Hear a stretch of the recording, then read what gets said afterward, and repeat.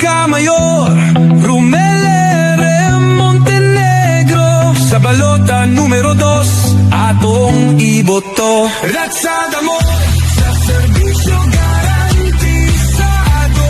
Walay pili ang pag-alagad kaninyo. Aron ang kagwait, patayo ng progreso. Romel Arem, Montenegro. Pagkamayor, tunggod kalipay niya ang pag-alagad kaninyo.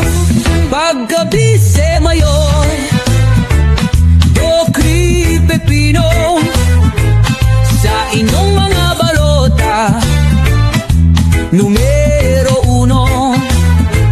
Sa kagwait kakabag, sa kalamboan, musuporta sa kabag-ohan ug kaayuhan. Bebit Bautista, ang inspirasyon. Problema sa mag-uuma, mananagat siya ang solusyon. Iyang serbisyo sa konseho ipapadayon ka. Bebit Bautista, ang numero 4 sa inyong balota, ibotota. Leonta, Engineer Joel Mayobo. Sa balota, numero 5. Serbisyo o kalambuan sa kagwait, dagko sa infrastruktura o limbyong nga tubig. Ipatagamdam sa tanang kagwait nung nawalay pihig-pihig. Busa tingog sa tribu ipalanog, hatagan ta sila og tingog. Ibutang ta sa konseho ang batanong nga mopalanog. Na El Jordan Casil, numero 7 sa inyong balota. Sa serbisyo kasaligan ug maasahan siya pilionta. Doy Gita Mondok, numero 11. Sa kaumaon ug kausaban, alang sa tanan balanse.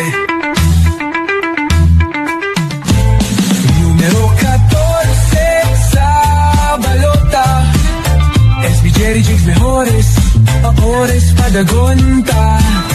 Katambayayong sa kalambuan, sa kalisod kagwait nun hawason. Ayan ba tanong kagawad sa konseho? Padayon ang paspas na serbisyo. Ayan Peña Florida, numero 15 sa balota. Sa panglawas ug edukasyon, malauman ta. Numero 21 sa inyong mga balota. Bing Sanchez, bingo sa mong serbisyo, botohan ta.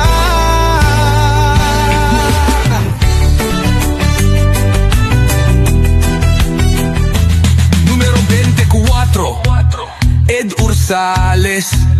Serbisyo sa senior citizen, PWD ug single parent, dili malales.